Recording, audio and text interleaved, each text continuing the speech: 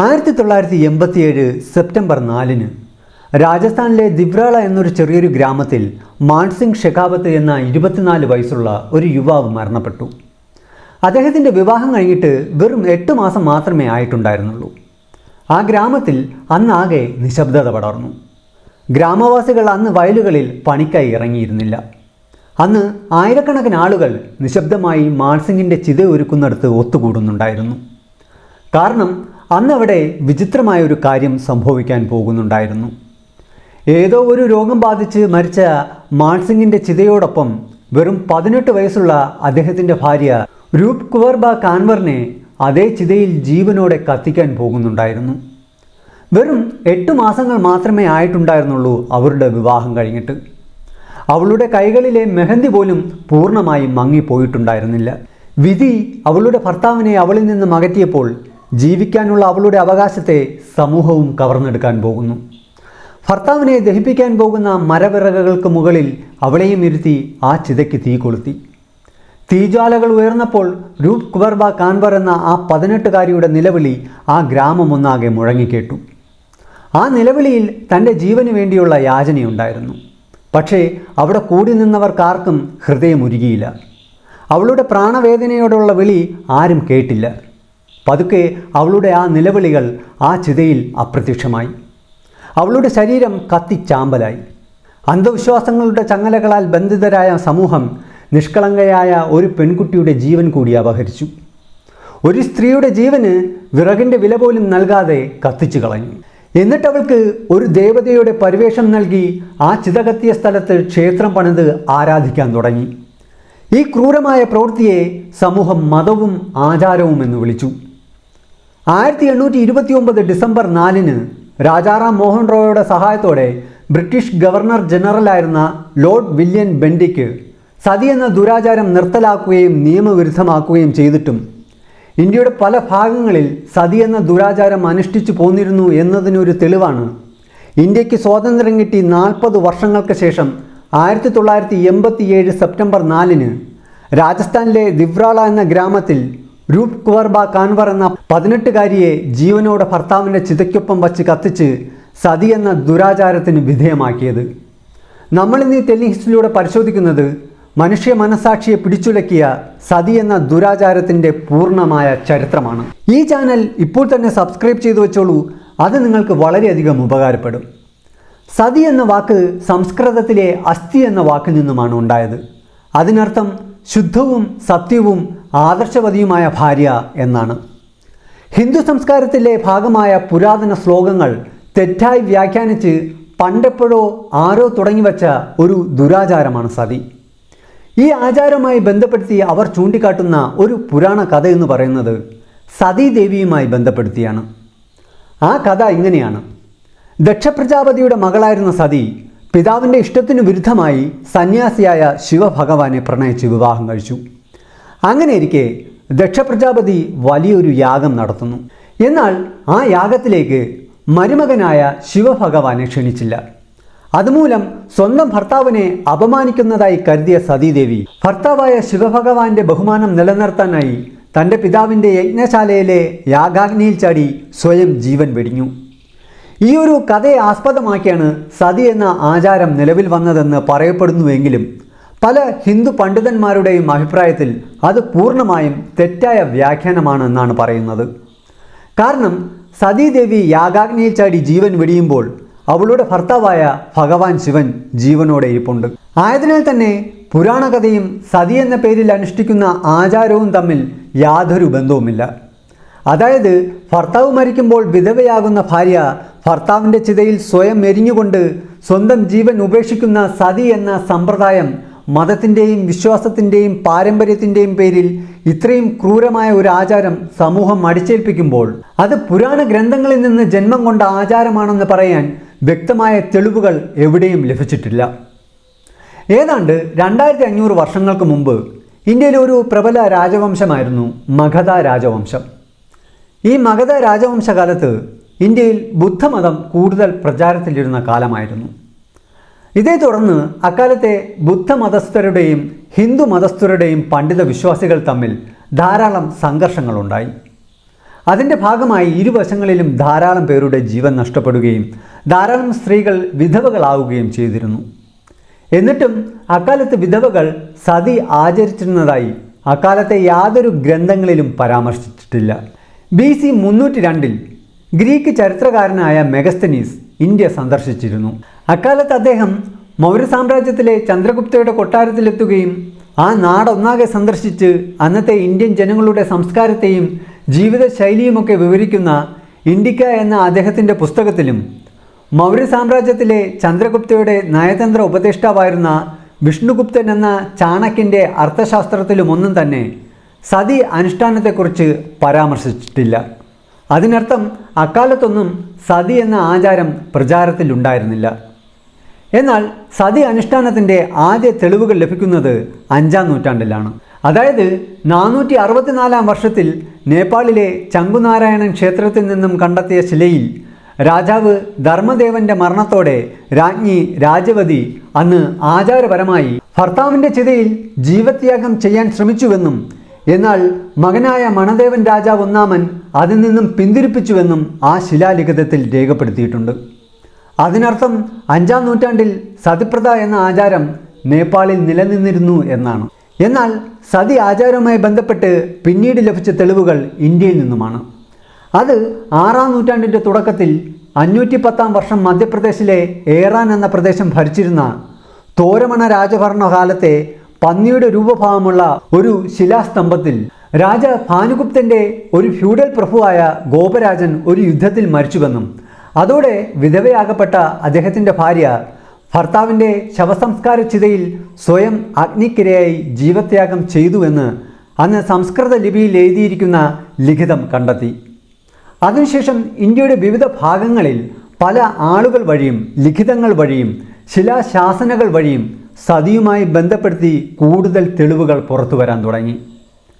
ചേതി രാജവംശകാലത്തെ ജബൽപൂർ ശിലാലിഖിതത്തിൽ രേഖപ്പെടുത്തിയിരിക്കുന്നത് കലചുരി രാജവംശത്തിലെ പ്രമുഖ ഭരണാധികാരിയായിരുന്ന രാജാവ് ഗംഗയദേവൻ മരണപ്പെട്ടപ്പോൾ അദ്ദേഹത്തിൻ്റെ 100 ഭാര്യമാർ അദ്ദേഹത്തിൻ്റെ ചിതയിൽ സ്വയം ജീവത്യാഗം ചെയ്തുകൊണ്ട് സതിപ്രഥ അനുഷ്ഠിച്ചതായി രേഖപ്പെടുത്തിയിരിക്കുന്നു. അതായത് പുരാണങ്ങളിൽ ഇല്ലാത്തതും എന്നാൽ പിന്നീട് ഹിന്ദു വിശ്വാസികൾക്കിടയിൽ എങ്ങനെയോ തെറ്റായ ഒരു ആചാരം സൃഷ്ടിച്ച് അവരുടെ വിശ്വാസത്തിൻ്റെ ഭാഗമാക്കിയിരുന്ന സതിപ്രഥ എന്ന ക്രൂരമായ ദുരാചാരത്തിൻ്റെ തെളിവുകളാണ് തുടർന്നുള്ള നൂറ്റാണ്ടുകളിൽ ഇന്ത്യയുടെ വിവിധ ഭാഗങ്ങളിൽ നിന്നും ഗവേഷകർക്ക് കണ്ടെത്താൻ കഴിഞ്ഞത്. അതുപോലെ സൗത്ത് ഇന്ത്യയിലേക്ക് നോക്കുകയാണെങ്കിൽ 10-ാം നൂറ്റാണ്ടിൽ തമിഴ്നാട്ടിൽ പ്രഗത്ഭരായിരുന്ന ചോള സാമ്രാജ്യത്തിലെ രാജേന്ദ്രൻ ഒന്നാമൻ്റെ പത്നി വീരമഹാദേവിയും സുന്ദർ ചോളൻ്റെ രാജ്ഞിയായിരുന്ന വനവൻ മഹാദേവിയും സതി അനുഷ്ഠിച്ചിരുന്നതായിട്ടുള്ള തെളിവുകൾ ലഭിച്ചു. 11-ാം നൂറ്റാണ്ടിൻ്റെ തുടക്കത്തിൽ പേർഷ്യൻ എഴുത്തുകാരനായിരുന്ന അൽബുർണി ഇന്ത്യ സന്ദർശിച്ച ശേഷം അദ്ദേഹം എഴുതിയ കിതാബ് അൽ ഹിന്ദ് എന്ന പുസ്തകത്തിൽ ഇന്ത്യയെക്കുറിച്ച് വിവരിക്കുമ്പോൾ ആ സമയത്ത് സതി എന്ന ആചാരം ഇന്ത്യയിൽ വ്യാപകമായിരുന്നുവെന്നും അക്കാലത്തെ സ്ത്രീകൾ തങ്ങൾ ഇത് അനുഷ്ഠിക്കേണ്ട ആചാരമാണ് എന്ന നിലയിൽ ഭർത്താവ് മരണപ്പെട്ടാൽ സ്വമേധയാ ഭർത്താവിൻ്റെ ചിതയിൽ ജീവൻ ബലി നൽകിക്കൊണ്ട് സതി അനുഷ്ഠിച്ചിരുന്നുവെന്നും അതിൽ എഴുതിയിരിക്കുന്നു. ഇതിൽ മറ്റൊരു കാര്യം കൂടി പറയുന്നുണ്ട്. അക്കാലത്തെ സ്ത്രീകൾ സതി അനുഷ്ഠിച്ചിരുന്നത് കുടുംബാംഗങ്ങളുടെ സമ്മർദ്ദമോ എതിർപ്പോ ഇല്ലാതെ സ്വമേധയാ ആയിരുന്നു എന്നതാണ്. ഒരു സമൂഹം ഉണ്ടാക്കിയെടുത്ത കീഴ്വഴക്കങ്ങളിൽ നിന്നും താനിത് അനുഷ്ഠിക്കപ്പെടേണ്ടവളാണ് എന്ന ചിന്തയിൽ നിന്നുമൊക്കെ ആയിരിക്കാം അന്നത്തെ സ്ത്രീകളിൽ പലരും സതി അനുഷ്ഠിക്കാൻ തയ്യാറായിരുന്നത്. 14-ാം നൂറ്റാണ്ടിൽ മൊറോക്കൻ പണ്ഡിതനും പരിവേഷകനുമായ ഇബ്നു ബത്തൂത്ത ഇന്ത്യ സന്ദർശിക്കുന്ന സമയങ്ങളിൽ ഇന്ത്യയുടെ വിവിധ ഭാഗങ്ങളിൽ നിന്നായി 3 സ്ത്രീകൾ സതി അനുഷ്ഠിക്കുന്നത് തൻ്റെ കണ്ണുകൾ കൊണ്ട് കണ്ടതായി അദ്ദേഹത്തിൻ്റെ റഹില എന്ന പുസ്തകത്തിൽ വിവരിക്കുന്നുണ്ട്. ഈ സതി എന്ന ആചാരം ഒരു മതഗ്രന്ഥത്തിലും ഉൾപ്പെടുത്തിയിട്ടില്ല എന്നത് വ്യക്തമാണ്. എന്നാൽ 1500 വർഷങ്ങൾക്ക് മുമ്പ് രാജകുടുംബങ്ങളിലും പ്രഭു കുടുംബങ്ങളിലുമൊക്കെയാണ് ഭർത്താവ് മരണപ്പെട്ട് വിധവയാകുന്ന സ്ത്രീ ഭർത്താവിൻ്റെ ചിതയിൽ സ്വമേധയാ ജീവൻ വെടിഞ്ഞുകൊണ്ട് സതി അനുഷ്ഠിച്ചു തുടങ്ങിയത്. അത് പിന്നെ ഇന്ത്യയിലെ പല ഹിന്ദു സമൂഹങ്ങളിലേക്കും ഒരു ആചാരമായി വ്യാപിച്ചു. അങ്ങനെ ഇരിക്കുന്ന ഒരു കാലഘട്ടത്താണ് ഹിന്ദു രാജാക്കന്മാർ ഭരിച്ചിരുന്ന പ്രദേശങ്ങളിലോട്ടൊക്കെ മുസ്ലിം രാജാക്കന്മാരുടെ അധിനിവേശങ്ങൾ ഉണ്ടാകുന്നത്. അതോടെ ഹിന്ദു രാജകുടുംബങ്ങളിലേക്ക് സതിയോട് സാമ്യമുള്ള ജൗഹാർ എന്ന വിചിത്രമായ ഒരു ആചാരവും രൂപപ്പെട്ടു. അത് എങ്ങനെയാണെന്ന് വെച്ചാൽ ഹിന്ദു മുസ്ലിം രാജാക്കന്മാർ തമ്മിലുള്ള യുദ്ധങ്ങൾ നടക്കുമ്പോൾ ഹിന്ദു രാജാക്കന്മാർ പരാജയപ്പെട്ടാൽ മുസ്ലിം രാജാക്കന്മാർ ഹിന്ദു രാജവംശങ്ങൾ കൈവശപ്പെടുത്തുകയും രാജപത്നിയും രാജകുമാരിയെയും മറ്റ് സ്ത്രീകളെയും തടവുകാരാക്കുകയും എല്ലാ ജാതീയ അതിർവരമ്പുകളും ലംഘിക്കപ്പെട്ട് കൂട്ടബലാത്സംഗങ്ങൾക്കും ലൈംഗികമായ പീഡനങ്ങൾക്കും വിധേയമാക്കുമായിരുന്നു. ആയതിനാൽ ഹിന്ദു രാജാക്കന്മാർ യുദ്ധത്തിൽ തോൽക്കുന്ന ഒരു ഘട്ടത്തിൽ ഇത്തരം ഭയത്തിൽ നിന്നും അപമാനത്തിൽ നിന്നും രക്ഷപ്പെടാൻ രാജ്ഞിമാർ ആത്മാഭിമാനം സംരക്ഷിച്ചുകൊണ്ട് കൊട്ടാര അന്തഃപുരകൾക്കുള്ളിൽ തീയിട്ട് ആ തീയിലേക്ക് ചാടി സ്വയം ജീവത്യാഗം ചെയ്തിരുന്നു. അത്തരം പ്രവൃത്തിയെ ജൗഹാർ എന്നാണ് വിളിച്ചിരുന്നത്. ജൗഹാർ എന്ന് വിളിക്കപ്പെട്ടിരുന്ന കൂടുതൽ സംഭവങ്ങളും നടന്നിരുന്നത് രാജസ്ഥാനിലെ രജപുത്ര രാജാക്കന്മാരുടെ കൊട്ടാരങ്ങളിലായിരുന്നു. യുദ്ധങ്ങളിൽ പരാജയം ഉറപ്പാകുമ്പോൾ കൊട്ടാരത്തിലെ രാജ്ഞിമാരും മറ്റ് പ്രധാന സ്ത്രീകളും കൊട്ടാരത്തിലെ വലിയ അന്തഃപുരകൾക്കുള്ളിൽ തീ കത്തിച്ച് വലിയ വിലയേറിയ വസ്ത്രങ്ങളും ആഭരണങ്ങളുമൊക്കെ ധരിച്ച് പ്രൗഢിയിൽ അണിഞ്ഞൊരുങ്ങി ആ തീയിലേക്ക് ചാടി സ്വയം കത്തിച്ചാമ്പലായി ജീവിതം അവസാനിപ്പിച്ചിരുന്നു. അന്നത്തെ രജപുത്ര രാജകൊട്ടാരങ്ങളിലെ സ്ത്രീകൾ രാജാവിനെ ദൈവതുല്യം കണ്ടിരുന്നു. മാത്രമല്ല ഭർത്തൃബന്ധവും ആചാരങ്ങളും വളരെ പവിത്രമായി അവർ കണ്ടിരുന്നു. ആയതിനാലാണ് രാജ്യം മറ്റ് രാജാക്കന്മാർ കീഴ്പ്പെടുത്തുന്ന സമയത്ത് മറ്റു പുരുഷന്മാർക്ക് കീഴടങ്ങാൻ തയ്യാറാകാതെ സ്വയം തീയിൽ ചാടി ആത്മാഭിമാനത്തോടെ ജൗഹാർ എന്ന പ്രവൃത്തിയിലൂടെ സ്വയം ജീവിതം അവസാനിപ്പിച്ചിരുന്നത്. ഇത്തരം രേഖപ്പെടുത്തപ്പെട്ട ആദ്യത്തെ ജൗഹാർ സംഭവം നടക്കുന്നത് 8-ാം നൂറ്റാണ്ടിൻ്റെ തുടക്കത്തിൽ 712 വർഷം അറബ് കമാൻഡറായ മുഹമ്മദ് ബിൻ കാസിം സിന്ധിലെ രാജാ ദാഹിറിനെ ആക്രമിച്ച് യുദ്ധത്തിൽ കൊലപ്പെടുത്തിയപ്പോൾ അദ്ദേഹത്തിൻ്റെ പത്നിയായിരുന്ന റാണിബായി രാജ്യഭരണം ഏറ്റെടുത്തുകൊണ്ട് രാജ്യത്തെ മുഹമ്മദ് ബിൻ കാസിമിന് അടിയറ വയ്ക്കാൻ തയ്യാറാകാതെ രാജ്യത്തെ സംരക്ഷിക്കാനായി പോരാടി.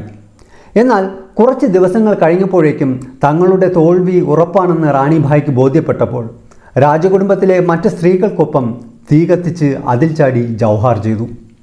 എന്നാൽ രാജാ ദാഹിറിൻ്റെ രണ്ടാമത്തെ ഭാര്യയും 2 പെൺമക്കളും ജൗഹാർ ചെയ്തിരുന്നില്ല. ആയതിനാൽ മുഹമ്മദ് ബിൻ കാസിം രാജ്യം പിടിച്ചെടുത്തപ്പോൾ കാസിമിൻ്റെ പടയാളികൾ അവരെ തടവുകാരാക്കി മാസങ്ങളോളം അവരെ ലൈംഗികമായി പീഡിപ്പിക്കുകയും ചെയ്തു. ഇതോടെ ആ മുസ്ലിം ഭരണാധികാരികൾ സ്ത്രീകളോട് ചെയ്ത ആ നിന്ദവും ഹീനവുമായ പെരുമാറ്റം കാരണം പിന്നീട് ഇന്ത്യയുടെ പല ഭാഗങ്ങളിലും ജൗഹാർ വ്യാപകമായി.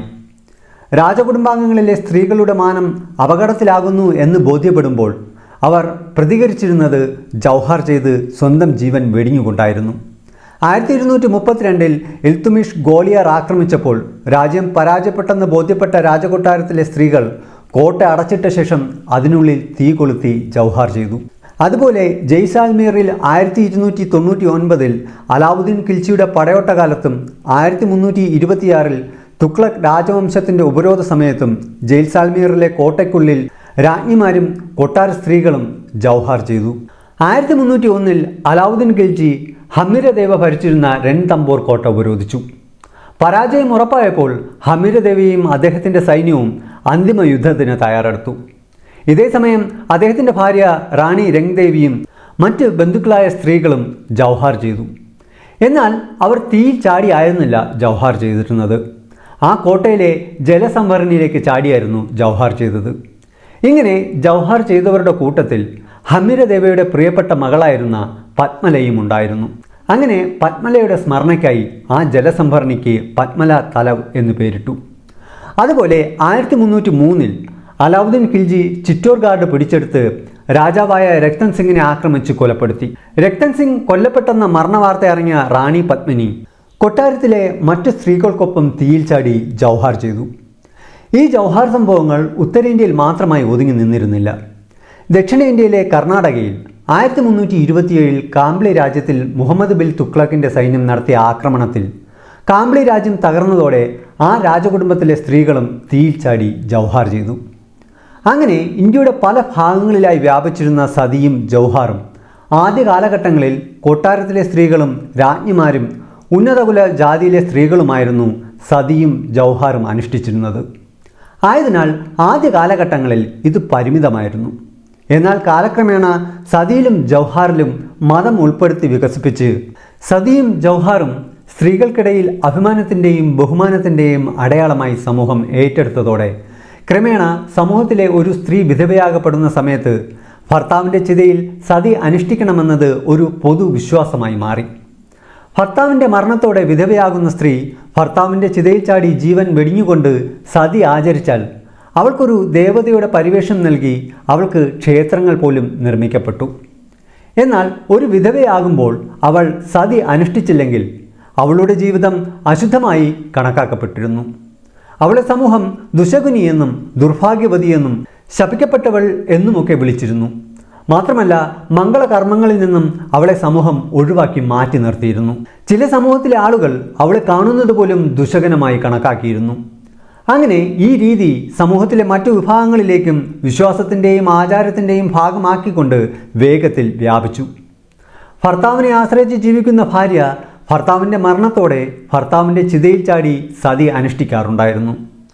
ഒരു കാലത്ത് രാജകൊട്ടാരങ്ങളിൽ രാജാവ് മരിക്കുമ്പോൾ രാജ്ഞിമാർ മാത്രം അനുഷ്ഠിച്ചിരുന്ന സതി പിൽക്കാലത്ത് കാലങ്ങൾ കടന്നുപോയപ്പോൾ സമൂഹം മതത്തിൻ്റെയും വിശ്വാസത്തിൻ്റെയും ആചാരത്തിൻ്റെയും ഭാഗമാക്കി സതിയെ മാറ്റി. ഭർത്താവിൻ്റെ ചിതയിൽ സ്വയം സതിയായി എരിഞ്ഞു തീരണമെന്ന് സമൂഹം സ്ത്രീകളെ നിർബന്ധിപ്പിച്ചു. സമൂഹത്തിൽ മതവും വിശ്വാസവും സ്ത്രീകളും തമ്മിലുള്ള ബന്ധമായാണ് ഈ ആചാരത്തെ നിർവചിക്കുന്നത്. ഒരു സ്ത്രീയുടെ ജീവിതത്തിൻ്റെ അടിസ്ഥാനവും അവസാനവും അവളുടെ ഭർത്താവിനെ സേവിക്കാൻ മാത്രമായിരിക്കണമെന്നും അതനുസരിച്ച് ഒരു സ്ത്രീ ഭർത്താവ് ജീവിച്ചിരിക്കുമ്പോൾ മാത്രമല്ല ജീവിതകാലം മുഴുവൻ അദ്ദേഹത്തെ സേവിക്കുകയും മരണശേഷം അവനോടൊപ്പം ചിതയിൽ എരിഞ്ഞുകൊണ്ട് അവനെ അനുഗമിക്കണമെന്നുമുള്ള ദുരാചാരം സ്ത്രീകളിൽ സമൂഹം ചാർത്തി നൽകി. ആയതിനാൽ നിരവധി നൂറ്റാണ്ടുകളായി ഈ ക്രൂരമായ ആചാരം തടസ്സമില്ലാതെ തുടർന്നു. അത് സമൂഹത്തിൻ്റെ പാരമ്പര്യങ്ങളുടെ ഭാഗമായി മാറി. ഈ സതി എന്ന ആചാരം സമൂഹത്തിൽ എത്രത്തോളം ആഴത്തിൽ സ്വാധീനിച്ചിരുന്നു എന്ന് മനസ്സിലാക്കാൻ കഴിയുന്നത് 18-ാം നൂറ്റാണ്ടിൻ്റെ മധ്യത്തിൽ 1754 രാജസ്ഥാനിലെ കുംഹേർ പട്ടണ ഉപരോധത്തിൽ ഖഡേറാവു മരിച്ചതോടെ അദ്ദേഹത്തിൻ്റെ ഭാര്യയായിരുന്ന റാണി അഹല്യഭായി സതി അനുഷ്ഠിക്കാനായി ഒരുങ്ങി. എന്നാൽ ഖഡേറാവു ഹോൾക്കറിൻ്റെ മറ്റ് 8 ഭാര്യമാർ അദ്ദേഹത്തിൻ്റെ ചിതയിൽ ചാടി സതി അനുഷ്ഠിച്ചുവെങ്കിലും റാണി അഹല്യഭായിയെ അവളുടെ ഭർത്താവിൻ്റെ പിതാവായ മൾഹാർ റാവോ ഹോൾക്കർ തടഞ്ഞു. സമൂഹത്തിനു വേണ്ടി ജീവിക്കണമെന്നും രാജ്യത്തെ നയിക്കണമെന്നും അദ്ദേഹം അവൾക്ക് പ്രചോദനമേകി സതിയിൽ നിന്നും അവളെ പിന്തിരിപ്പിച്ചു. അങ്ങനെ റാണി അഹല്യഭായി രാജ്യത്തിൻ്റെ നിയന്ത്രണം ഏറ്റെടുത്തു. അങ്ങനെ റാണി അഹല്യഭായി സതി അനുഷ്ഠിക്കാതെ രാജ്യ പുരോഗതിയിൽ പങ്കാളിയായി. എങ്കിലും സമൂഹത്തിൽ നിലനിന്നിരുന്ന സതി എന്ന ആചാരം റാണി അഹല്യഭായിയുടെ മകളായ മുക്താബായിയെ വളരെയധികം സ്വാധീനിച്ചിരുന്നു. 1791 മുക്താബായിയുടെ ഭർത്താവ് മരിച്ചപ്പോൾ അവൾ സതി അനുഷ്ഠിക്കാനായി തയ്യാറായി. അതോടെ അവളുടെ അമ്മയായ അഹല്യഭായി വളരെയധികം അസ്വസ്ഥയായി. മകളോട് സതി അനുഷ്ഠിക്കരുതെന്ന് കരങ്ങി കാല് പിടിച്ചപേക്ഷിച്ചു. അപ്പോൾ മകളായ മുക്താബായി പറഞ്ഞത്, ഏതാനും വർഷങ്ങൾ കഴിയുമ്പോൾ അമ്മയും വാർദ്ധക്യം ബാധിച്ച് മരിച്ചു പോകും. അപ്പോൾ താൻ ഭർത്താവില്ലാത്തതിൻ്റെയും മറ്റാരുമില്ലാത്തതിൻ്റെയും ജീവിതം നേരിടേണ്ടി വരും. അതിനാൽ ഇതാണ് ശരിയായ നിമിഷം എന്ന് പറഞ്ഞുകൊണ്ട് അഹല്യഭായിയുടെ മകളായ മുക്താബായി സതി അനുഷ്ഠിച്ചു. പിന്നെ മറ്റൊന്ന്, 19-ാം നൂറ്റാണ്ടിൽ സിഖ് സാമ്രാജ്യത്തിൽ 1839 മഹാരാജ രഞ്ജിത് സിംഗിൻ്റെ മരണത്തോടെ അദ്ദേഹത്തിൻ്റെ 4 ഭാര്യമാരും സതി അനുഷ്ഠിച്ചു. ഒരു വശത്ത് സ്ത്രീകൾ സതി വിശുദ്ധമായി കണ്ടുകൊണ്ട് സ്വയമേ ആചരിക്കുന്നുവെങ്കിലും മറുവശത്ത് സതി എന്ന ആചാരത്തെ ദുരുപയോഗവും ചെയ്യുന്നുണ്ടായിരുന്നു. അക്കാലത്ത് ബംഗാൾ പോലുള്ള പ്രദേശങ്ങളിൽ ഭാര്യമാർക്ക് ഭർത്താവിൻ്റെ സ്വത്തിൽ അവകാശങ്ങൾ ലഭിച്ചു തുടങ്ങിയിരുന്നു. ഈ ഒരു സാഹചര്യത്തിൽ ഒരു പുരുഷൻ മരിക്കുകയാണെങ്കിൽ അദ്ദേഹത്തിൻ്റെ സ്വത്ത് കൈക്കലാക്കാൻ വേണ്ടി അദ്ദേഹത്തിൻ്റെ സഹോദരങ്ങളോ ബന്ധുക്കളോ ഒക്കെ ചേർന്ന് അദ്ദേഹത്തിൻ്റെ ഭാര്യയെ സതിക്ക് വിധേയമാക്കാൻ നിർബന്ധിപ്പിക്കുകയും ബലപ്രയോഗത്തിലൂടെ അവളെ ജീവനോടെ ചിതയിലേക്കെറിഞ്ഞ് സതി നടപ്പിലാക്കുകയും ചെയ്യുമായിരുന്നു. ഈ ഒരു സംഭവങ്ങൾ വ്യാപകമായി ബംഗാൾ പോലുള്ള പ്രദേശങ്ങളിൽ നടന്നിരുന്നു. സതി എന്ന ആചാരം ഇന്ത്യയിൽ പ്രചാരത്തിൽ വന്നത് മുതൽ വളരെ അരോചകരമായ സാമൂഹിക അന്തരീക്ഷമാണ് നിലനിന്നിരുന്നത്. ഭർത്താവ് മരിക്കുന്നതോടെ ഒരു സ്ത്രീ സതി അനുഷ്ഠിക്കുമ്പോൾ മാതാപിതാക്കൾക്ക് ഒരു മകളെയാണ് നഷ്ടപ്പെടുന്നത്, സഹോദരങ്ങൾക്ക് ഒരു സഹോദരിയാണ് നഷ്ടപ്പെടുന്നത്, കുട്ടികൾക്ക് ഒരു അമ്മയെയാണ് നഷ്ടപ്പെടുന്നത്. അങ്ങനെ സമൂഹത്തിൽ വളരെ ദോഷകരമായി ബാധിച്ചിരുന്ന ഈ സതി എന്ന സമ്പ്രദായം നിർത്തലാക്കാനുള്ള ആദ്യ ശ്രമം നടത്തിയത് 14-ാം നൂറ്റാണ്ടിൽ തുഗ്ലക് രാജവംശത്തിലെ ചക്രവർത്തിയായിരുന്ന മുഹമ്മദ് ബിൻ തുഗ്ലക് ആയിരുന്നു. ഈ ഒരു മുസ്ലിം ചക്രവർത്തിയായിരുന്ന മുഹമ്മദ് ബിൻ തുഗ്ലക് ഹിന്ദു ആചാരങ്ങളിന്മേൽ കടന്നുകയറി ഒരു നിരോധനം കൊണ്ടുവരാതെ സമൂഹത്തിൽ നിന്നും സതി എന്ന ആചാരത്തെ നിരുത്സാഹപ്പെടുത്തുന്നതിനായി ലൈസൻസിംഗ് സംവിധാനം കൊണ്ടുവന്നു. അതായത് സതി അനുഷ്ഠിക്കണമെങ്കിൽ കൊട്ടാര ഉദ്യോഗസ്ഥരിൽ നിന്നും സമ്മതപത്രം വാങ്ങണമായിരുന്നു. അല്ലാത്തപക്ഷം കഠിനമായ ശിക്ഷകളും ഏർപ്പെടുത്തിയിരുന്നു. മുഗൾ സാമ്രാജ്യം ഭരിച്ചിരുന്ന അക്ബർ ചക്രവർത്തിയും ജഹാംഗീറും സതി എന്ന ആചാരം തടയാൻ ശ്രമിച്ചു. എന്നാൽ അവരുടെ ശ്രമങ്ങളൊന്നും തന്നെ ഫലപ്രദമായില്ല. വിശ്വാസ സമൂഹത്തിൽ ഉറച്ചുപോയ സതി എന്ന ആചാരം നിർത്തലാക്കാൻ അത്ര എളുപ്പമായിരുന്നില്ല. വിധവയാകുന്ന സ്ത്രീകളെ സമൂഹം സതിയായി ചിതയിൽ വെന്തുരുകി വെണ്ണീറാകാൻ പ്രചോദിപ്പിച്ചുകൊണ്ടേയിരുന്നു. പിന്നീട് ഹിന്ദു രാജാക്കന്മാരായ ഛത്രപതി ശിവജിയും പേർഷ്വ ബാജിറാവു ഒന്നാമനും സിഖുകാരുടെ മൂന്നാമത്തെ ഗുരുവായ ശ്രീ ഗുരു അമർനാഥ് എന്നിവരുമെല്ലാം സതി എന്ന ആചാരത്തെ എതിർത്തിരുന്നു. അതിനുശേഷം ഇന്ത്യയിൽ യൂറോപ്യൻ വ്യാപാരികൾ എത്തിയപ്പോൾ ഇവിടുത്തെ അധികാരവും അവരുടെ കൈകളിലേക്കെത്തി. അങ്ങനെ വിദേശികളായ ആ ഭരണാധികാരികളും സതി നിർത്തലാക്കാൻ നടപടികൾ സ്വീകരിച്ചു. 1510 ഗോവയിലെ പോർച്ചുഗീസ് ഗവർണറായിരുന്ന അഫോൺസോ ഡെൻമാർക്കർ ഗോവയിൽ സതി അനുഷ്ഠാനം നിരോധിച്ചു. പിന്നെ ഡച്ചുകാരും ഫ്രഞ്ചുകാരും ഇന്ത്യയിൽ ആധിപത്യം സ്ഥാപിച്ചു. അവരുടെ നിയന്ത്രണ പ്രദേശങ്ങളിലും സതി അനുഷ്ഠാനം തടയാനുള്ള ശ്രമങ്ങൾ നടത്തി. അതിനുശേഷം ഇന്ത്യയിലേക്ക് ബ്രിട്ടീഷുകാർ വരികയും ഇന്ത്യയുടെ നിയന്ത്രണം ബ്രിട്ടീഷുകാർ ഏറ്റെടുക്കുകയും ചെയ്തപ്പോൾ 1798 കൊൽക്കത്തയുടെ ചെറിയൊരു പ്രദേശത്ത് സതി എന്ന ആചാരം നിരോധിച്ചു. എങ്കിലും സതി എന്ന ആചാരത്തെ പവിത്രമായി കാണുന്ന വലിയൊരു സമൂഹം ഉണ്ടായിരുന്നതിനാൽ കർക്കശമായ കൂടുതൽ നടപടികൾ എടുക്കാൻ അന്ന് കഴിഞ്ഞിരുന്നില്ല. അങ്ങനെ ഇരിക്കെ ഇന്ത്യയിലേക്കെത്തിയ ഒരു ബാപ്റ്റിസ്റ്റ് മിഷണറിയായ വില്യം കാരി ഒരു കാഴ്ച കാണുന്നു. ഒരു സ്ത്രീ തൻ്റെ ഭർത്താവിൻ്റെ ശവസംസ്കാരത്തിനായി ഒരുക്കിയ ചിതയുടെ മുകളിലിരുന്ന് ജീവനോടെ കത്തി എരിയുന്നത് കണ്ടു. ഈ വിചിത്രമായ കാഴ്ച കണ്ട വില്യം കാരി വളരെയധികം നടുങ്ങിപ്പോയി. അങ്ങനെ വില്യം കാരി തൻ്റെ കൂട്ടാളികളായ വില്യം വാൾട്ടും ജോഷുവ മാർഷ്വാനുമൊത്ത് ഈ സതി എന്ന ആചാരം തടയാൻ ഒരുമിച്ച് പ്രവർത്തിക്കുവാൻ തുടങ്ങി.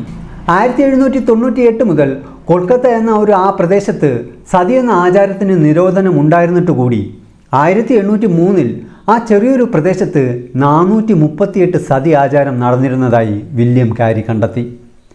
ഈ സതി എന്ന ആചാരത്തിനെതിരെ അദ്ദേഹം പലതവണ സംസാരിച്ചു. ഇത് മനുഷ്യത്വരഹിതമാണെന്ന് വിശേഷിപ്പിച്ച് ലേഖനങ്ങൾ പ്രസിദ്ധീകരിച്ചു. എത്രയും വേഗം സതി എന്ന ഈ ദുരാചാരം ഇന്ത്യ മുഴുവനുമായി നിരോധിക്കണമെന്ന് അദ്ദേഹം വാദിച്ചു. അതിനായി വില്യം കാരി അന്നത്തെ ബ്രിട്ടീഷ് ഇന്ത്യയിലെ ഗവർണർ ജനറലായിരുന്ന ലോർഡ് വെല്ലസ്ലിയെ സമീപിച്ചു. അങ്ങനെ ബ്രിട്ടീഷുകാർ ഇന്ത്യയിലുടനീളം ഒരു സർവേ നടത്താൻ തീരുമാനിച്ചു. 1815 മുതൽ 1824 വരെയുള്ള 10 വർഷങ്ങൾക്കിടയിൽ ഇന്ത്യയിലാകെ 6632 സ്ത്രീകൾ സതി അനുഷ്ഠിച്ചതായി കണ്ടെത്തി.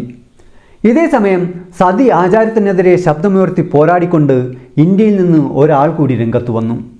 അദ്ദേഹത്തിൻ്റെ പേര് രാജാറാം മോഹൻ റോയ് എന്നായിരുന്നു.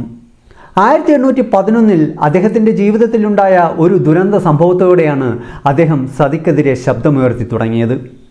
1811 രാജാറാം മോഹൻ റോയുടെ സ്വന്തം സഹോദരൻ മരിച്ചപ്പോൾ ആ സഹോദരൻ്റെ ഭാര്യ ഭർത്താവിൻ്റെ ചിതയിൽ ജീവനോടെ വെന്തുരുകി മരിക്കുന്നത് രാജാറാം മോഹൻ റോയ്ക്ക് കാണേണ്ടി വന്നു. ഇത് അദ്ദേഹത്തിൻ്റെ മനസ്സിനെ വളരെയധികം സ്വാധീനിച്ചു. ഇത്രയും ക്രൂരമായ സതി എന്ന ആചാരം അവസാനിപ്പിക്കുവാൻ അദ്ദേഹം പ്രതിജ്ഞാബദ്ധനായി. ഹിന്ദുമതത്തിലെ പ്രശസ്ത പണ്ഡിതൻ കൂടിയായിരുന്ന രാജാറാം മോഹൻ റോയ് വേദങ്ങൾ ഉൾപ്പെടെയുള്ള പുരാതന ഹിന്ദു ഗ്രന്ഥങ്ങൾ വിധവകളായ സ്ത്രീകളെ ചുട്ടുകൊല്ലാൻ അനുവദിക്കുകയോ അനുശാസിക്കുകയോ ചെയ്യുന്നില്ലെന്ന് അദ്ദേഹം വാദിച്ചു. സതി ഒരു മതപരമായ ആചാരമല്ലെന്നും മറിച്ച് സമൂഹത്തിലെ ഒരു വിഭാഗത്തിലെ മാനസികാവസ്ഥയിൽ ഉരുത്തിരിഞ്ഞ ഒരു ദുരാചാരമാണ് സതിയെന്നും അദ്ദേഹം പറഞ്ഞു. അദ്ദേഹം സതി എന്ന ആചാരത്തിനെതിരെ വലിയ രീതിയിൽ പ്രചാരണം ആരംഭിച്ചു.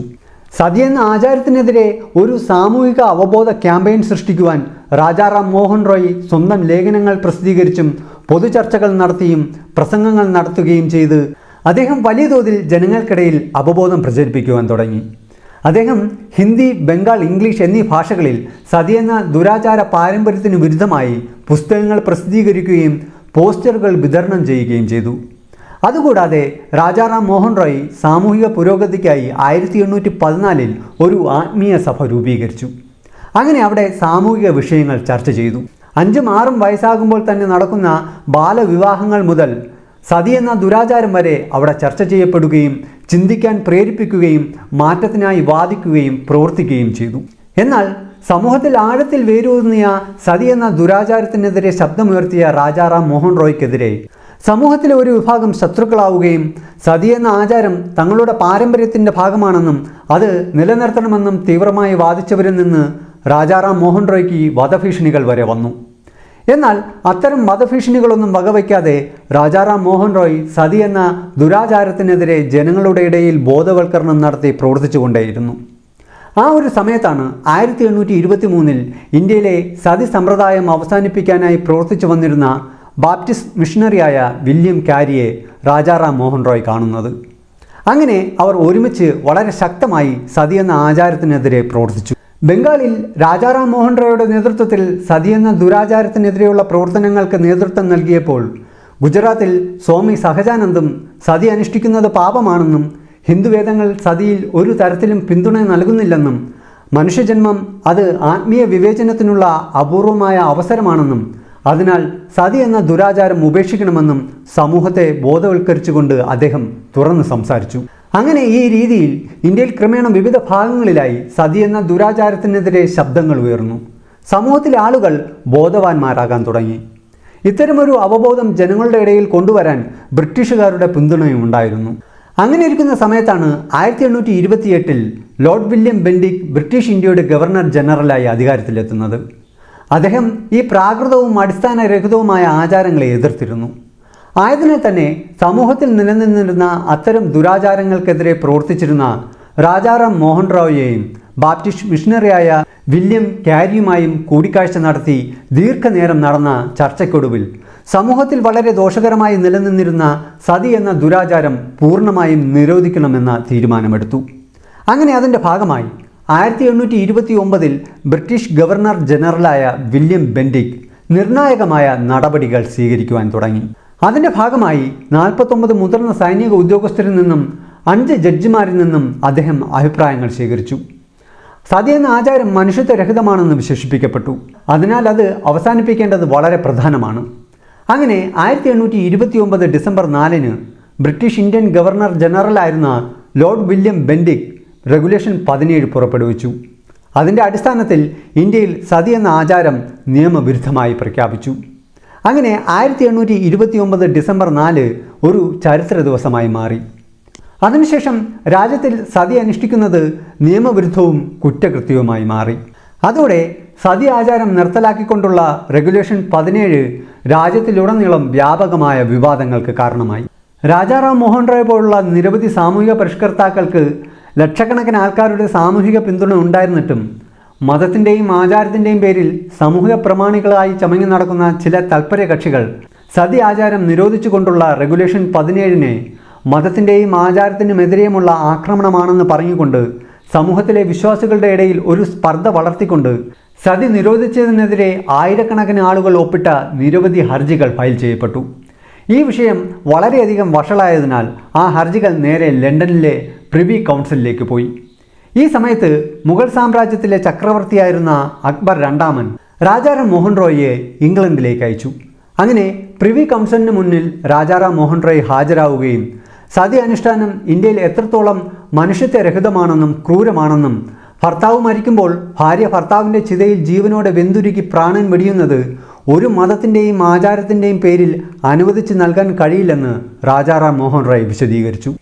രാജാറാം മോഹൻ റോയുടെ വാദങ്ങൾ ശരിയാണെന്ന് പ്രിവി കൗൺസിൽ അംഗീകരിച്ചു.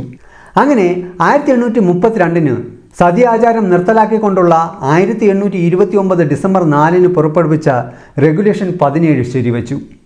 അങ്ങനെ ഇന്ത്യയിലെ സതി ആചാരം നിയമപരമായി നിരോധിച്ചു. അതിനുശേഷം ഈശ്വർ ചന്ദ്ര വിദ്യാസാഗർ വിധവകളാകുന്ന സ്ത്രീകളുടെ അവകാശങ്ങൾക്ക് വേണ്ടി പ്രവർത്തിച്ചു. 1856 ഹിന്ദു വിധവകളുടെ പുനർവിവാഹ നിയമം പാസാക്കുന്നതിൽ അദ്ദേഹം നിർണായക പങ്കുവഹിച്ചു.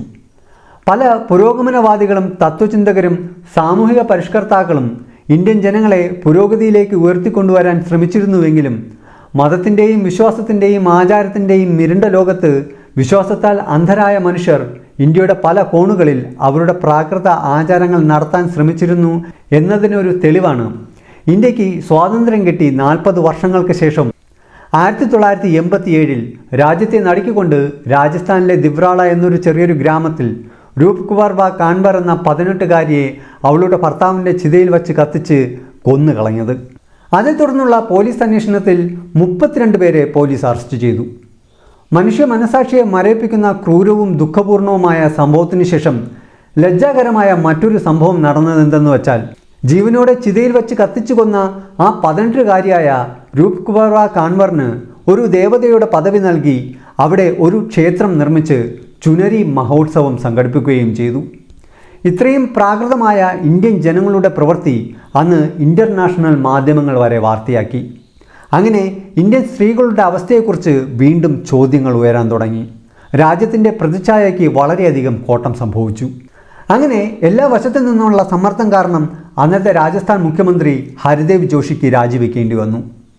ഇതേ വർഷം തന്നെ രാജസ്ഥാനിൽ സതി പ്രൊവൻഷൻ ആക്ട് കൊണ്ടുവരികയും വിധവയാകുന്ന സ്ത്രീയെ സതിക്ക് വിധേയമാക്കുകയോ സതി ചെയ്യാൻ നിർബന്ധിപ്പിക്കുകയോ ചെയ്താൽ അതിന് കാരണക്കാരായവരെ തൂക്കിലേറ്റുകയോ ജീവപര്യന്തമോ നൽകുന്ന കർശന ശിക്ഷാ നടപടികൾ കൊണ്ടുവന്നു. മാത്രമല്ല, സതി ആചാരത്തിന് അനുകൂലമായും അതിനെ പൊഴുത്തുകയും ചെയ്യുന്നവർക്ക് 7 വർഷം തടവും 1000 രൂപ പിഴയും കൊണ്ടുവന്നു. ഇന്ത്യക്ക് സ്വാതന്ത്ര്യം കിട്ടിയ 1947 മുതൽ 1987 വരെയുള്ള വർഷത്തിനിടയിൽ ഇന്ത്യയിലെ വിവിധ പോലീസ് സ്റ്റേഷനുകളിൽ സതി അനുഷ്ഠാനവുമായി ബന്ധപ്പെട്ട് രജിസ്റ്റർ ചെയ്ത കേസുകളുടെ എണ്ണം 28ആണ്. അങ്ങനെ സതി അനുഷ്ഠാനത്തിൻ്റെ പേരിൽ ഇന്ത്യയിൽ അവസാനമായി രേഖപ്പെടുത്തപ്പെട്ട സതി 18 വയസ്സുകാരിയായ രൂപ് കുവർബ കാൻവറിൻ്റെയാണ്. എന്നാൽ രേഖകളിൽ തെളിവുകളായി വരാത്ത ഹതഭാഗ്യരായ എത്രയോ സ്ത്രീകളെ സമൂഹം ആചാരത്തിൻ്റെ പേരിൽ ജീവനോടെ ചുട്ടെരിച്ച് ചാമ്പലാക്കി മാറ്റിയിട്ടുണ്ടാകും. ഈ വീഡിയോ ചരിത്ര പ്രാധാന്യമുള്ളതായതിനാൽ ഈ വീഡിയോ നിങ്ങളുടെ കുട്ടികൾക്കും സുഹൃത്തുക്കൾക്കുമൊക്കെ ഷെയർ ചെയ്ത് നൽകാൻ മറക്കരുത്. ഈ വീഡിയോയെക്കുറിച്ചുള്ള നിങ്ങളുടെ അഭിപ്രായങ്ങൾ തീർച്ചയായിട്ടും കമൻറ്റ് ചെയ്യാനും മറക്കരുത്. ഈ ചാനൽ ഇപ്പോൾ തന്നെ സബ്സ്ക്രൈബ് ചെയ്തു വെച്ചോളൂ. അത് നിങ്ങൾക്ക് വളരെയധികം ഉപകാരപ്പെടും. വ്യത്യസ്തമായ മറ്റൊരു സബ്ജക്റ്റുമായി നമുക്ക് കാണുന്നതുവരെ it's me Aneesh Robinson signing of.